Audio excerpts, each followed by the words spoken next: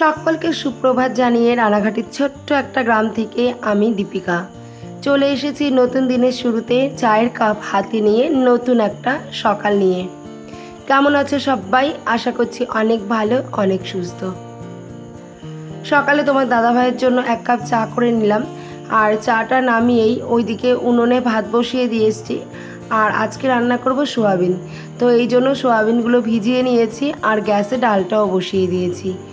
মানে কাঠের উনুনে বসিয়েছি সোয়াবিন আর গ্যাসে বসিয়েছি ডাল, আর চা হয়ে গেছে আর সোয়াবিনটা ভিজিয়ে নিয়েছি, সোয়াবিনটা রান্না করব। তো যাই হোক, ওদিকে রান্নাঘরের মোটামুটি কাজকর্ম কমপ্লিট করে এখন চলে এসেছি একটু ছাদে, আর হাতে নিয়ে এসেছি ব্রাশটা। সত্যি অনেক দিনের স্বপ্ন যেন তিল তিল করে পূরণ হয়েছে। ছাদের খুব শখ ছিল যে ছাদ, মাথার উপরে ছাদ থাকা সত্ত্বেও সেই ছাদে উঠতে পারি না, পা রাখতে পারি না। তারপরে ইচ্ছে ছিল ছাদে একটা ছাদ বাগান বানাবো, তো চেষ্টা করব। এতদিন অসুবিধার জন্য করতে পারিনি, তবে এখন ইচ্ছে আছে যত সম্ভব, যত তাড়াতাড়ি সম্ভব একটা ছাদ বাগান বানানোর। আমার ছাদ বাগানের ভীষণ শখ, সেই ছোট্টবেলার থেকে। যখন দেখতাম সবার ছাদের উপরে সুন্দর সুন্দর ডালিয়া ফুল, সুন্দর সুন্দর গোলাপ আর বিভিন্ন ধরনের ফুল ফল থাকতো, তো তখন নিজেরও মনে হতো আমার যদি একটা এরকম ছাদ বাগান হতো। সত্যি ভীষণ ভালো লাগে আমার ছাদ বাগানের। তো সেই ভালো লাগাটাকে বুকে নিয়ে অপেক্ষা করে আছি যে কবে সেই ভালো লাগাটা ভালোবাসায় পরিণত হবে। কারণ বলো তো কি, কারণ অপেক্ষার নামই হচ্ছে ভালোবাসা। ভালো লাগলে তার জন্য অপেক্ষা করলে তবেই না সেটা ভালোবাসায় পূর্ণ হয়। তো আমারও তেমনই ইচ্ছা, কারণ ছাদ বাগানের তো একটা ভীষণই ইচ্ছে আমার মধ্যে আছে, ভালো লাগা একটা আছে।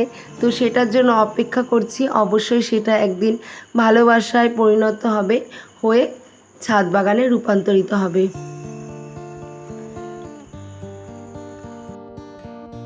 ছাদের কাজ কমপ্লিট করে নিচে আসতেই দেখি ভাতটা হয়ে গেছে। আসলে খড়িগুলো শুকনো তো, আর ওই যে আমরা সুতো ঘোরাই কোণ, ওগুলো দিয়ে কিন্তু কয়েকটা কোণ ঢুকিয়ে দুটো একটা কাঠ ঢুকিয়ে দিলেই কিন্তু ভাতটা কিন্তু আরামে হয়ে যায়। উনুন পাড়ে বসে উনুনে খোঁচাতে হয় না। আর এদিকে দেখো মোটামুটি অন্যান্য রান্নাগুলোও করে নিয়েছি, সেটা আমি পরে তোমাদের সাথে শেয়ার করছি। আর এখন যে সোয়াবিন রান্না করব সেটারই প্রস্তুতি চলছে। তো সোয়াবিনগুলো তো দেখতেই পেয়েছিলে, সকালে ভিজিয়ে রেখেছি, আর এখন আমি আলাদা আলাদা করে সে আলু আর সোয়াবিনগুলো ভেজে নামিয়ে নেব। স্বপ্ন দেখতে কে না ভালোবাসে? স্বপ্ন কিন্তু কম বেশি সকলেই দেখে এবং সকলেই দেখতে ভালোবাসে, এবং সেই স্বপ্নটাকে সত্যিতে রূপান্তরিত করতে সবাই কিন্তু চেষ্টা করে, এবং আমিও তার ব্যতিক্রম নই। তোমরা একটা সময় দেখেছিলে আমার খুব ভাঙাচোরা একটা রান্নাঘর, তো একটা সময় ভাঙাচোরা রান্নাঘর কি, একটা সময় আমার মাথার উপরে কোনো চাল বলতে জিনিস ছিল না। খোলা আকাশের নিচে বৃষ্টিতে ভিজে আমি রান্না করতাম। সেই জায়গার থেকে একটা টিনের রান্নাঘর করেছিলাম, সেই রান্নাঘরে বেশ কিছুদিন সাজিয়ে গুছিয়ে রান্না করেছিলাম, এবং সেই টিনের রান্নাঘরে শুয়ে শুয়ে স্বপ্ন দেখতাম যে কবে আমারও একটা ছাদ দেওয়া রান্নাঘর হবে।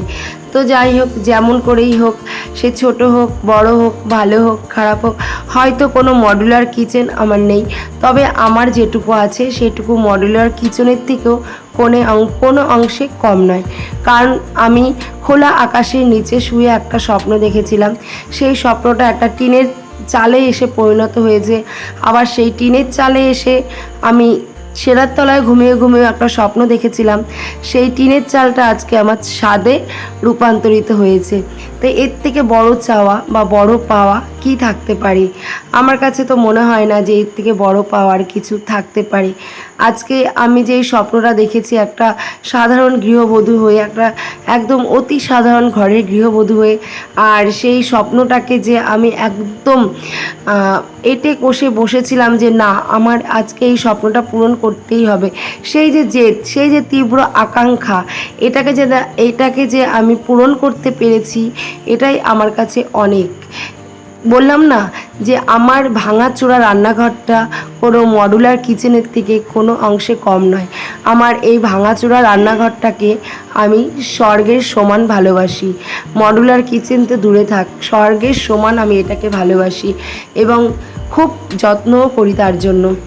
দেখো আমার এদিকে মোটামুটি সোয়াবিনের ঝোলটা কিন্তু রেডি হয়ে গেছে, আর একটু ঝোল ঝোল ঝোল ঝোল টাইপেরই করেছি, কারণ সোয়াবিন হলে বাচ্চাদের যেন আর কিছুই চাই না, ওরা সেই সোয়াবিনটা দিয়েই ভাত খেয়ে নেয়।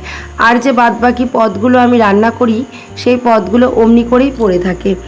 তাই হচ্ছে সোয়াবিনটা একটু ঝোল ঝোল নামিয়েছি, আর এদিকে করেছি মসুর ডাল পেঁয়াজ সম্বাদ দিয়ে, আর করেছিলাম পাঁপড় ভাজা, আর ওদিকে করেছিলাম উচ্ছে ভাজা।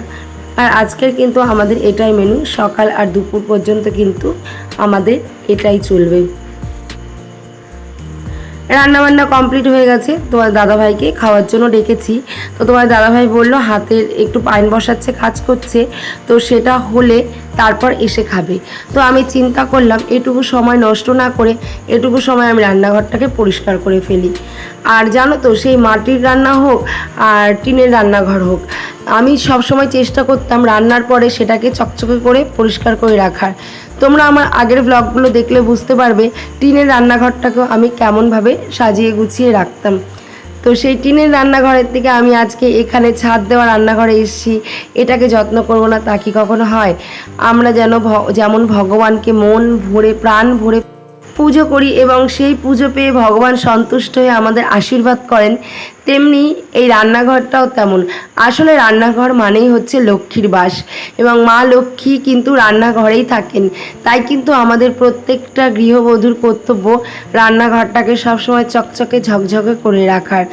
আর যেমন আমরা মন্দিরে পুজো করি বা বাড়িতে ভগবানকে পুজো করি, ভগবান সন্তুষ্ট হয়ে আশীর্বাদ করেন, তেমনি কিন্তু কোনো ভাঙাচোরা জিনিস বা কোনো পড়ে থাকা জিনিস বা কোনো পুরনো জিনিস বা কোনো রং চটে যাওয়া বা রং জ্বলে যাওয়া জিনিস, সেগুলোকে যদি আমরা সুন্দর করে যত্ন করে পরিপাটি করে রাখি, সেটাও কিন্তু হীরের মতো চকচক করে।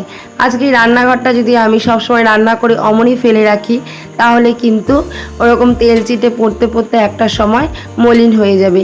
কিন্তু এই রান্নাঘরটাকে আমি যদি সুন্দর করে পরিষ্কার করে রাখি না, স্বপ্নের মতো মনের মতো করে গুছিয়ে রাখি, তাহলে দেখবা সেটা চির নতুনের মতো থেকে যাবে এবং মনের দিক থেকেও কিন্তু ভীষণ ভালো লাগবে। ওই যে বললাম না, আমার রান্নাঘরটা কোনো মডুলার কিচেনের থেকে কোনো অংশে আমি এটাকে কম ভাবি না। রান্নাঘরটা পরিষ্কার করতে করতে তোমার দাদা ভাইরাও চলে এসেছে ভাত খেতে। আর দেখো আমাদের হবিষ্যি করে ওঠার পর এক একজনের কী চেহারা, কারোর তো মাথায় চুল নেই, আর চেহারার কি অবস্থা, সব যেন শুকিয়ে কাঠ হয়ে গেছে। তো যাই হোক, হাড় থাকলে মাংস একদিন হবেই, অবশ্যই শরীর স্বাস্থ্য একদিন ঠিক হয়ে যাবে। কিন্তু আমার শ্বশুরমশাইয়ের কাজটা যে আমরা ভালোই ভালোই সম্পূর্ণ করতে পেরেছি, তার জন্য ভগবানকে অশেষ অশেষ কৃপা এবং অশেষ ধন্যবাদ ভগবানকে।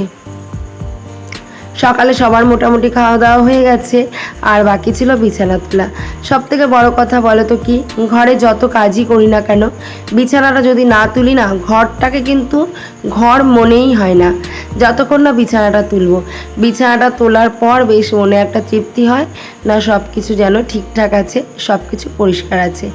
আসলে তোমরা দেখবে যে বিছানার চাদর আর ঘরের বিছানাটা যদি ঠিকঠাক থাকে না, অর্ধেক ঘর গোছানো কিন্তু তাতেই হয়ে যায়।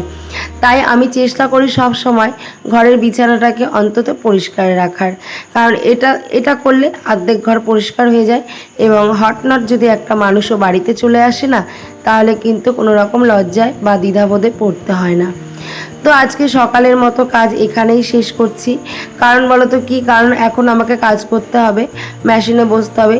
সকালে কিন্তু সমস্ত কাজকর্মগুলো করতে করতে মেশিনেও বসে গেছি।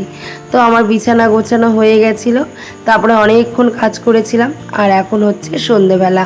সারাদিন আর তোমাদের সামনে আসা হয়নি, বৃষ্টি হয়েছিল, কারেন্ট ছিল না, ওইভাবেই হুটোপাটা করে কাজ করেছি, কাপড়টাকে মিল করেছি।